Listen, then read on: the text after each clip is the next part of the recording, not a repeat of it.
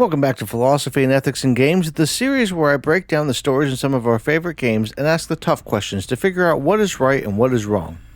I'm Josh Bearheart Hawk, and today we're wrapping up our breakdown of the character stories in Detroit Become Human by looking through Connor's eyes. In case you missed any of the previous episodes in the Philosophy and Ethics series, I've linked a playlist in the description below. As I continue to break down this and other games, I'll add new videos to the playlist so you can find them all in one place. Kara's story was all about how you could change and influence the world from the individual level, and Markus's story showed us how leaders can shape and change policy and perception through their actions and decisions, while also exploring how misconceptions and the fight for rights play a bigger role than we realize. So, where does that leave Connor? Connor is a special model of android, built by Cyberlife to act as an investigator of sorts. We first find him flipping a coin as he waits on an elevator to assist with a hostage situation. But this isn't just any hostage situation. An android has taken a little girl hostage and is threatening to jump off the edge of a building, taking her with him. A quick check of the apartment for clues tells us that the android panicked when he realized the family was planning to replace him with a new model, and he shot the father before taking the daughter and heading out onto the balcony of the apartment. What his ultimate plan was isn't clear, but one thing that is clear is that the response prior to Connor's arrival is a mess. For one thing, the police are all on edge, which makes sense in a way because the stakes involve the life of a little girl. But they are also all acting very irrational, and it almost feels like the whole situation could collapse at any moment. When you're in a tense hostage situation like this, the last thing you want to do is induce panic in the hostage taker because that could result in the unnecessary loss of life. So the police should be toning things down, not escalating. The captain in charge of the situation makes it clear that his preference would be to just have his men charge in, though he is at least slightly hesitant because of the risks to the girl, and that might be the only saving grace in the situation. As Connor comes out onto the balcony, a helicopter flies by, blowing patio furniture all around and risking knocking the android and girl off the edge. And was that really needed? I get the police helicopter providing a different angle to help gather information about the situation, but the way it's flying around like it's in a war zone is probably the worst thing going on here. Not only is it making the situation more tense, but it's actively making things more dangerous for everyone, including the people in the chopper, as one wrong move could send it crashing down. There are also a couple of snipers staged on a nearby building, and I'm left questioning if this police department knows what it's doing at all. What exactly is the plan with the snipers? Shoot the android and hope for the best? There is zero reason there should be a sniper or a helicopter here. It's a hostage situation where a rogue android has killed a person and taken a little girl he spent possibly years caring for hostage. And the proper thing to do would be to calm him down through dialogue. That's not always the case, but each situation is different. And if the officer in charge was competent, he would know that and act accordingly. Thankfully, Connor is competent and is able to talk the android down, getting him to release the little girl and bringing the situation back from the boiling point. Well, almost.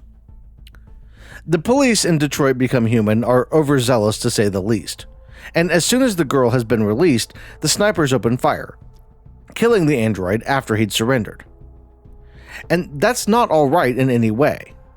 There was no active threat, and keeping the android alive would mean having the ability to troubleshoot it and figure out what went wrong to try and prevent the issue from happening in other models.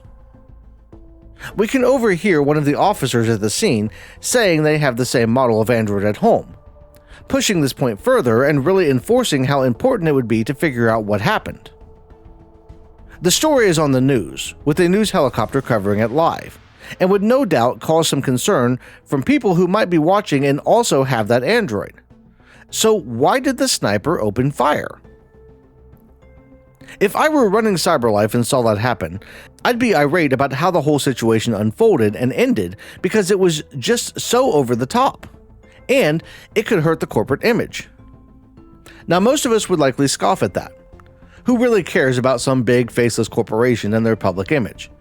But it's something to keep in mind because just like in the real world, the image a company has publicly can directly impact those who work for it.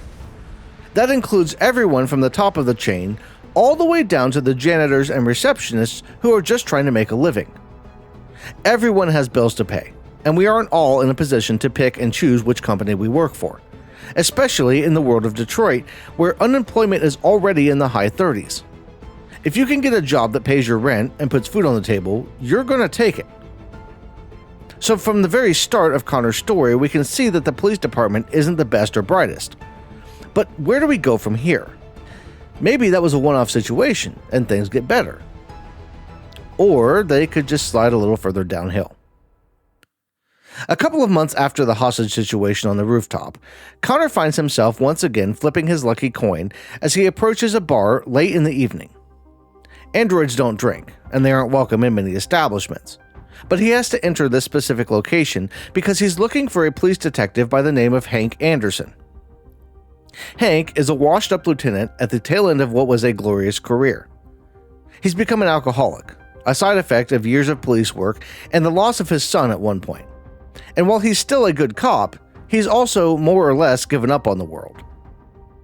Connor has to locate him, as he's been assigned to work with the man to figure out what's going on with androids, as the same issue that appeared to impact the android on the roof of that building seems to be spreading to more androids as time goes on.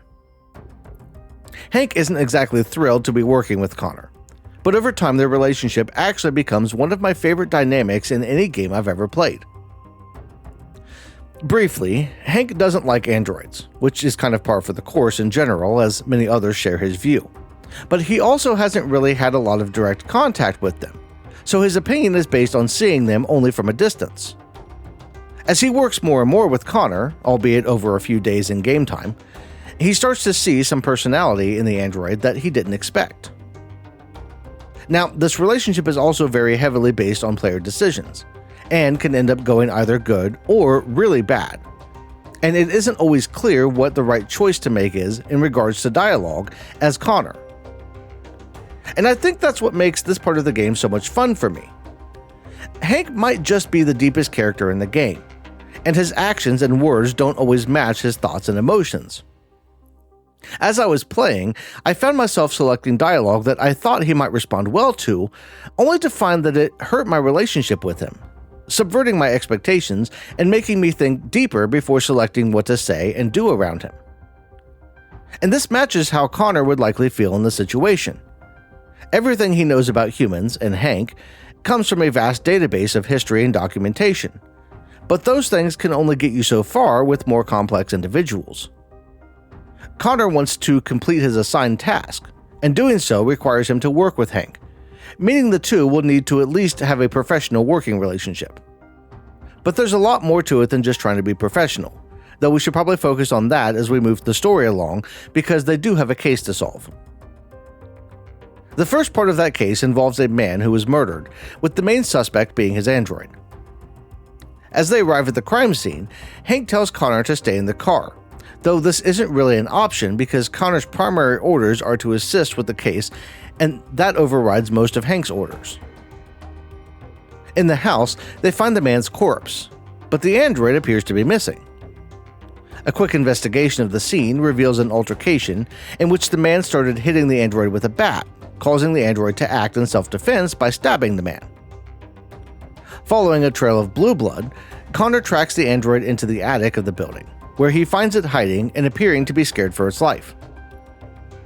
Connor calls down to Hank to let him know that he's located the android, and thankfully, Hank isn't like the cop in charge of the hostage situation from earlier, because we need to actually have suspects to interrogate if we're ever going to figure this thing out. And we do get the chance to question it, after Hank fails to get any answers back at the station. It turns out the android was being abused by its owner over the course of months, and the attack from the man with the baseball bat was the straw that broke the android's programming. He lashed out, stabbing the man over and over before going to hide in the attic because he didn't know what else to do. And to be honest, I can't really blame the android for retaliating against the man for his actions. And those actions are really despicable to say the least. He beat and tortured the machine for basically as long as he owned it. A fact that is made even worse by the fact that it looked, sounded, and acted like a human. This is something we kind of touched on in Kara's video when we talked about Zlatko, where he was likely working his way up to possibly worse crimes by starting on androids because they were safe to experiment on. In this case, the man abusing the android wasn't impacted by the fact that it appeared to be human, something that, by design, should have made him hesitate at a minimum before harming the android. See, Cyberlife makes androids look and sound like humans because it makes getting along with them and integrating them into work and home life easier for humans. We're hardwired to see others that look and sound like us, and to accept them by default into our group because our primitive brains know that numbers increase the chance of survival. Our ancestors would have benefited from having more humans in the tribe to hunt and provide protection. So it's natural that we would identify and work better with androids that look and sound like us than those that are clearly machines. And this cooperative disposition is driven by empathy, the ability to put ourselves in the shoes of others and understand their thoughts and emotions even if we don't have the same life experience as them. That empathy would be the main thing that ties us to the androids, and would be the reason that most people wouldn't just destroy them and might even feel upset if something happened to them. Most machinery isn't that relatable. A car or computer might evoke an emotional response when it breaks, but that is mainly due to disappointment when we can't do something like drive where we want to go or check how many likes we have on our most recent YouTube upload. An android that looks as lifelike as the androids in Detroit, however, would provide a deeper connection because we can more easily relate to it. But not everyone is capable of empathy or cares about other human beings. And those who would easily hurt and torture androids, like the victim in the first case, would be just as likely to do those things to human beings as to androids. And that's something that isn't really brought up in the game, but would likely be a topic of discussion in real life. If an android lashed out at an owner who was abusing it, there would be some people who would publicly celebrate the android getting revenge, because it would be seen as the human getting what they deserved. In the same way that many of us get that feeling of schadenfreude when we see someone in real life get their comeuppance for treating others like garbage. Think about it. If someone abuses their spouse, children, employees, patients, or any other helpless class, they don't really get a lot of sympathy from others when something bad happens to them. It would be the same thing with androids, with the majority of people being able to empathize with the human-looking beings through pure emotion when given the chance. And I doubt people like the man who abused our prisoner would have a lot of tears shed over their demise. But not everyone feels that way. And we see a prime example of the kind of person that you want to avoid in life as Connor finishes up the interrogation. Hank comes into the room with a random police officer and another detective named Gavin Reed. Detective Reed is one of the most annoying antagonists in the game, because he thinks that he's better than everyone else, and he generally treats other people, and especially androids, like shit. You can get a good indication of the kind of person he is in the break room of the police station while waiting on Hank to arrive the day after the interrogation, as he talks down to Connor and ultimately hits him for refusing to obey a demand to get him coffee. Reed is one of those people who sees androids as a threat, and he would prefer to see them abolished rather than helping to make the world better overall through their amazing technology. We'll interact with him throughout the story as he constantly tries to bully his way through life, but he isn't really the main focus for Connor. When Hank finally arrives for work, he and Connor are pulled into the captain's office, where Captain Fowler tells Hank that he's officially covering the android deviancy cases exclusively. That doesn't sit well with Hank, who sees the assignment as some kind of punishment. But he doesn't really have a choice in the matter, as the number of deviants has been rising and there's a lot of pressure to figure out what's going on. A cursory glance at the case files of android attacks shows us a couple of familiar faces as both Markus and Kara show up in the recent cases for their incidents, with Markus's case being solved since he was killed and disposed of, and Kara's case being one of interest to the detectives as ongoing. We also learned that there are a couple hundred reported instances going back 9 months and being seen all over the country, which doesn't sound like that many rogue androids when you consider that there are around 120 million or so androids in use globally. Now, it makes some sense that there might be some concern around any androids that acted violently, but Connor calls out 243 case files, seeming to say that that number is nationwide, meaning that there would be an error rate of 0.0002%. Hardly a blip on the radar, and something that could easily be swept under the rug, even if it made national headlines. I know there's a bigger story going on, and that there will be a big change in the situation soon, but it just seems weird that there would be that much pressure on Connor and Hank to solve the android deviancy cases, with so few on the list. Just looking at a real-world example, Tesla's self-driving cars have had several heavily publicized accidents, with a few deaths reported, and that hasn't been much of an issue overall for them, as they just keep making cars. I'd wager the majority of the pressure to solve the android cases is strictly to drive the drama in the game. That aside, Connor and Hank head to the last known location of Kara and Alice, with a brief search of the area initially turning up only a few eyewitness accounts before the pair is spotted. Connor gives chase, but winds up losing them at a fence where he watches them play Frogger on a freeway because Hank asked him not to go after them. And that shows us a bit of nuance to Hank's character, as only a short while prior he was assaulting Connor at the station and saying he would throw all androids to the flame given the chance. It's an outburst that seems to place Hank firmly against Connor, but it also appears to be nothing more than bluster, as he seems to show concern for Connor's safety when telling him not to pursue Kara and Alice across the freeway. Hank inherently knows that Connor is just a machine and could be easily replaced, meaning the logical thing to do would be for him to continue the pursuit, because if he didn't make it, Cyberlife could just send a new Connor to take his place. But he stops Connor from risking his expendable life, showing that there is something deep down that he finds unsettling about letting the android die. It could be argued that Hank's thoughts were with the drivers on the freeway, with public safety being top of mind. But that argument falls apart a little later when Hank and Connor stop for a burger, and Connor asks Hank directly why he stopped him. Hank's immediate reply is, "Because you could have been killed," which he quickly tries to brush over by saying that he also doesn't like filling out paperwork.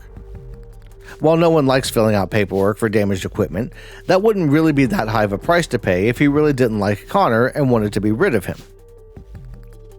And it's the little moments like that that make Connor's story my favorite overall.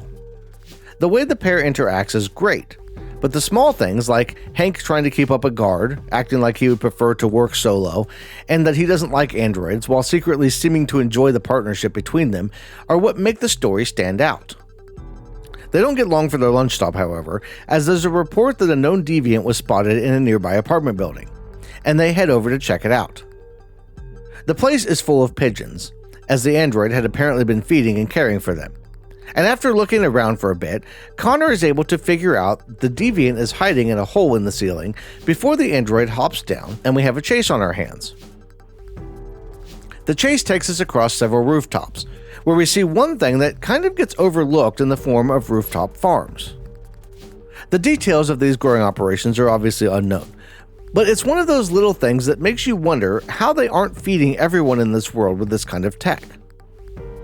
We see that there are a lot of people out of work, struggling to make ends meet and keep a roof over their head and food on their table. But that is so stupid.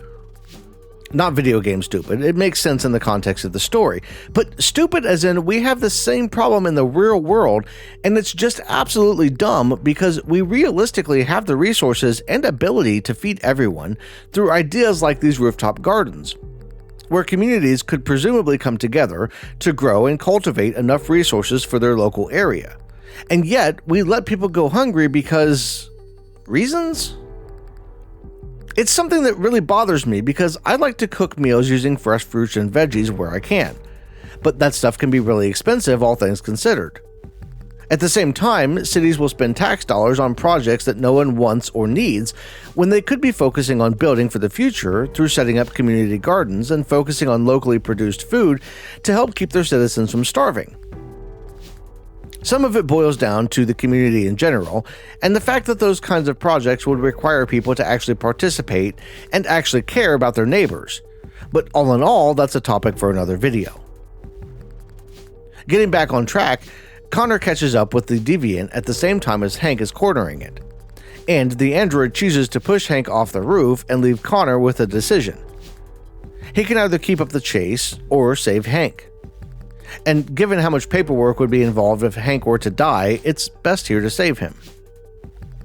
For the record, he doesn't die if you go after the android, but he is rather hurt that you didn't even try to help him, and ultimately the android winds up jumping to its death from a building anyway, meaning there's no chance to interrogate it even if you do catch it, and reinforcing the decision to save Hank as the right choice.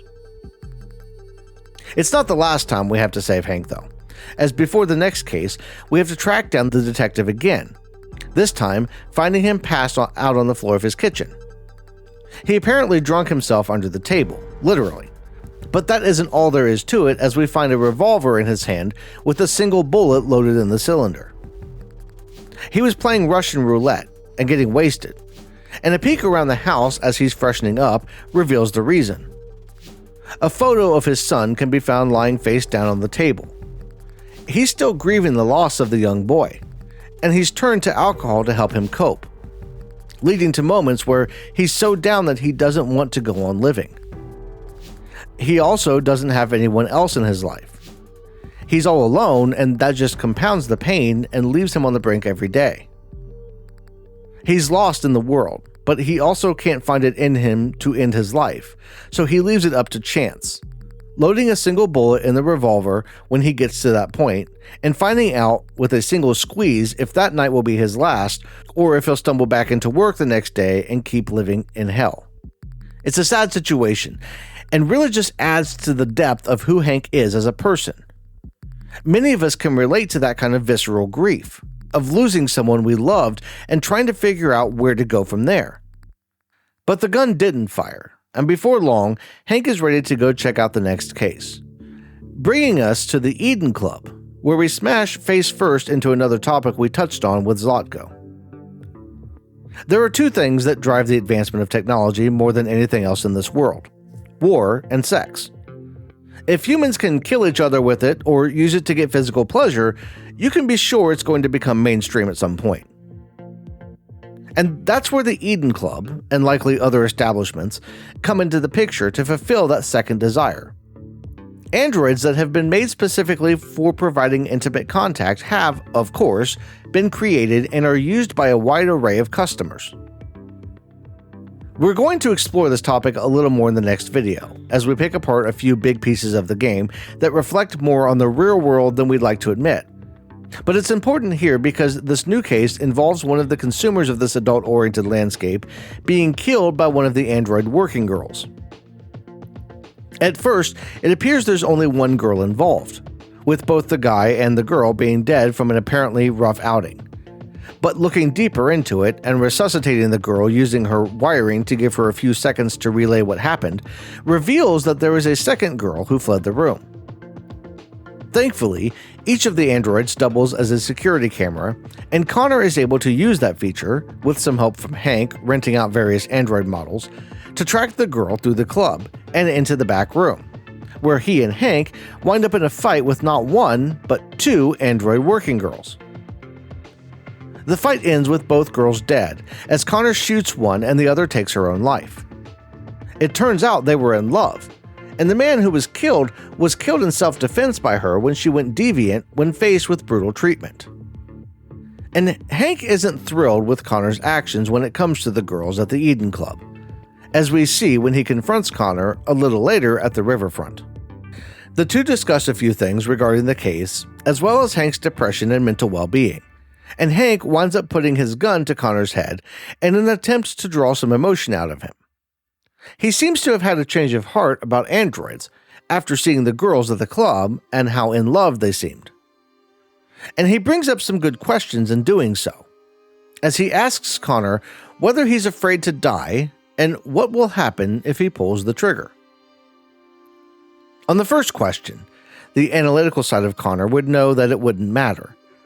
His memories are backed up to a remote storage device, and if he's killed, Cyberlife can just spin up another body and stick the data from the backup in it. But the core of the question gets deeper and ties into what will actually happen to Connor while also bringing humans into the mix. The question of what makes Connor who he is not dissimilar to the question of what makes a person who they are. Every one of our thoughts, feelings, actions, and the way we view the world is stored inside our brains. Everything that makes you, you, is contained in a little fleshy object hidden behind a thin wall of bone and susceptible to injury and illness. And if something happens to that part of you, you cease to exist.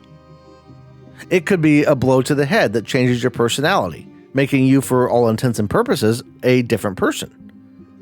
It could be an illness like Alzheimer's, which we explored when we broke down the story of Firewatch, that takes away the essence of who you are until you can't remember the faces of those who've been in your life for the longest. It could be an accident that causes your brain to go silent, to never again send electrical impulses to your limbs or muscles.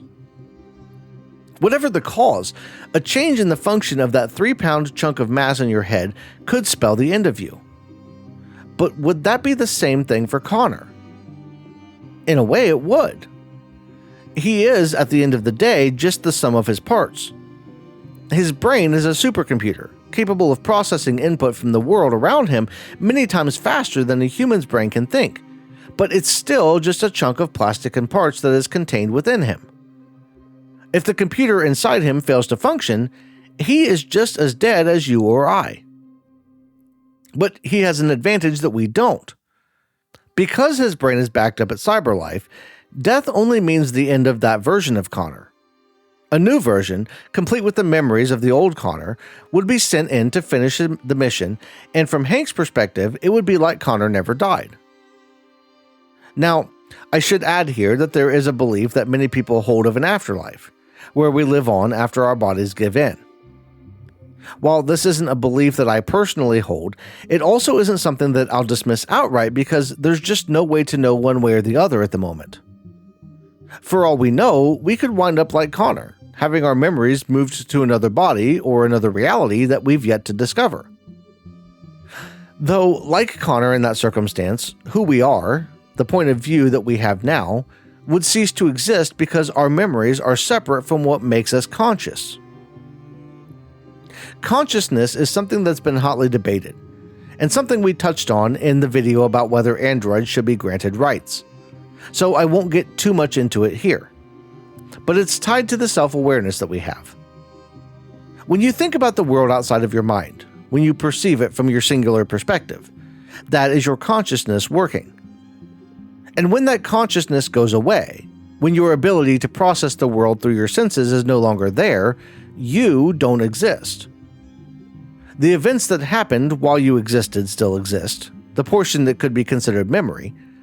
But if you can't process new events using the brain you currently have to change light entering your eyes, sound entering your ears, objects touching your skin, smells or tastes, into thoughts in your mind, then you wouldn't really exist. Our senses are what tell us that we are here.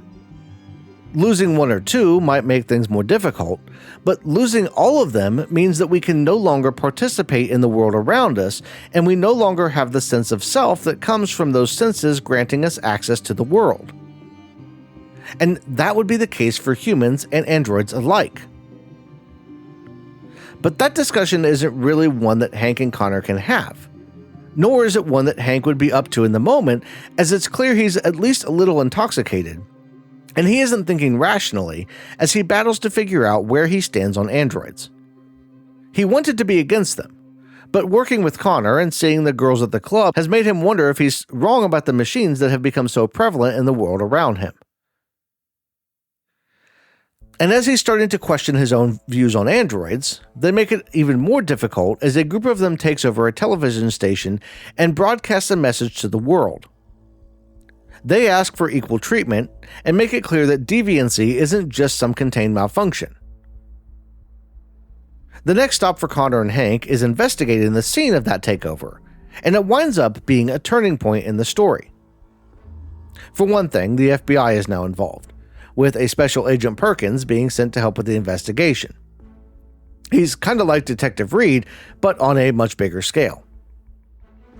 The other piece that makes this a turning point is Connor sacrificing himself to save Hank when a deviant android winds up lashing out after being discovered by Connor. That act would normally be considered heroic, and would probably earn a ton of respect from Hank, if not for the fact that Cyberlife sends a replacement Connor the next day to meet Hank at the house of Elijah Kamsky, the creator of the androids. On the one hand, it would be a shock to see Connor back after watching him die less than 24 hours prior. But on the other, Hank should also be a little happy to know that Connor is willing to jump in front of a bullet for him, even if it doesn't mean complete death for the android. Although part of the issue that Hank deals with when Connor comes back no doubt is tied to the loss of his son and how unfair it would seem that androids would be basically unkillable while humans like Hank's son can die and never come back in any way. That would be a rather selfish view since, as we discussed, anything that would come back as a human wouldn't really be the same person as before, but it is also an entirely natural desire for human beings in general. When we lose someone we love, we carry that grief with us for the rest of our lives.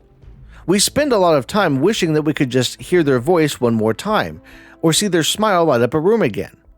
But that isn't possible. So seeing androids be able to just show up alive again a day after being killed would make most of us who have lost people we care about just a little upset, to say the least, because we would want that same thing for humans. But even Connor acknowledges that he is a new version, calling the original his predecessor and hinting that the Connor Hank knew is actually dead and not coming back. This new Connor has the same memories, but is a different version despite that. The visit with Kamsky goes about as you might expect. He's a pompous prick who sees himself as better than everyone else, because he's invented androids and made a lot of money in the process. He isn't interested in helping with the investigation into deviance, at least not directly, but he does offer to answer a question if Connor is willing to shoot one of the android women he has working for him. And this might just be one of the biggest choices in the game, as it isn't really as simple as it sounds. On the one hand, there is a possibility that the android is deviant, given that it works for Kamsky and that he no doubt wouldn't just be using factory-programmed models. Even if it isn't, since we don't know if deviancy is an underlying program that is being suppressed or some kind of inevitable thing, we don't know if what we're shooting is simply a machine, a sentient being, or something in between. On the other hand, there is a possibility that we could get some very valuable information from Kamsky just by playing his little game of shoot the android. And that information could possibly save lives and crack the case wide open. In a way, this test is a combination of the Kamskioshi Maru from Star Trek and a test of where we stand on utilitarianism. The Kamskioshi Maru is an unwinnable exercise that pits a group of cadets against impossible odds to see how they'll respond. With Kamsky, he's basically putting Connor in an impossible situation where he has to make a decision on androids while also facing whether he might be a deviant or follow orders without question as he was designed. Shooting the android doesn't really prove that he isn't deviant though, because of the second part. As we've discussed before, utilitarianism is a moral philosophy that focuses on doing the most good for the greatest number of people. To add another Star Trek reference, it would be akin to Spock's "the needs of the many outweigh the needs of the few." Even if Connor was deviant and saw the android in front of him as deserving of life and rights equal to humans, a utilitarian perspective could mean shooting her anyway to gain key information and knowledge that could potentially save lives down the road. But the whole thing is just another example of Kamsky's ego taking charge, as he really just wants to toy with the detectives. Even if Connor shoots the girl, which I did on a second playthrough just to see what would happen, he only answers a single question and isn't exactly as helpful as he should have been. No matter what happens with Kamsky, Connor and Hank are pulled from the case later in the day after returning to the station, with the captain telling them that the situation is much bigger now, calling it a civil war. That kind of rhetoric is a good example of how authorities tend to twist things and make them worse than they are. To this point, the androids have only asked for peace and freedom. They haven't attacked anyone except in self-defense, and they've maintained a positive presence in public. But the very possibility of losing control of millions of androids scares the people in power, and they will say anything they can to justify harsher and harsher actions. And this isn't unique to the world of the game, as we even see it happening in our world right now. The people in power, the elected and sometimes unelected, who have been thrust into positions where they can make decisions about how the world should be, feel threatened whenever a large enough group pushes back on their directives. They'll label those who oppose the changes they're trying to implement as terrorists or insurrectionists, because those words have a very negative connotation. And if they can get enough people to go along with the use of them, or to fear being labeled with them, that they will be able to carry out their plans while quashing any resistance without needing to lift a finger. We even see a fear in Connor of being labeled as a deviant because of the words used to talk about them, despite the fact that what he has seen so far indicates that deviants aren't as dangerous as Cyberlife and the officials in charge might say.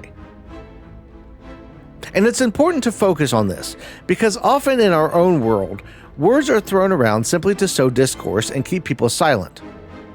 We need to realize that these words have actual meanings, and we need to take the time to really dig in and make sure that we have all the facts of a situation before labeling people and actions in a way that doesn't actually fit them. Calling the deviants violent, or saying that they are provoking a civil war, runs contrary to the facts that we know, and we need to call out that kind of thing. Connor and Hank don't just sit back and accept being removed from the case, as they work together to keep going after Hank questions whether they are on the wrong side. Connor isn't ready to admit that he might be deviant, but he does ask Hank to cause a distraction so he can get another look at the evidence. And that look allows him to find out the location of Jericho, the place the androids have been using as a base. Heading there as quick as he can, he winds up confronting the leader of the androids, Markus, who works to reason with him.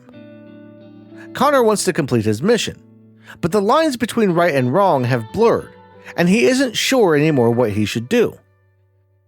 That doubt, coupled with Markus's pleas and reasoning, is enough to break through and allow Connor to get through the final wall between him and free will. Joining the android's side, Connor winds up narrowly escaping Jericho alongside Markus when the humans attack. And in the end, he infiltrates Cyberlife and winds up setting thousands of androids free despite the best efforts of another version of Connor that shows up to stop him. At the end of the day, the androids wind up gaining some temporary freedom, even as the road in front of them is going to be long and difficult if they ever hope to have equality. For all the things we discussed along the way, the biggest thing to keep in mind for Connor specifically is that his and Hank's decisions inside the system made the revolution possible. They were the pair primarily responsible for hunting down deviants, but in the process they kept an open mind and paid close enough attention to realize that the deviants weren't the problem the officials made them out to be.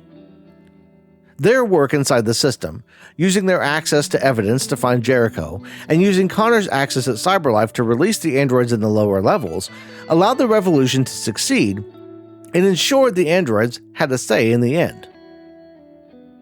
Even when the world seems to be at its darkest, there is always hope.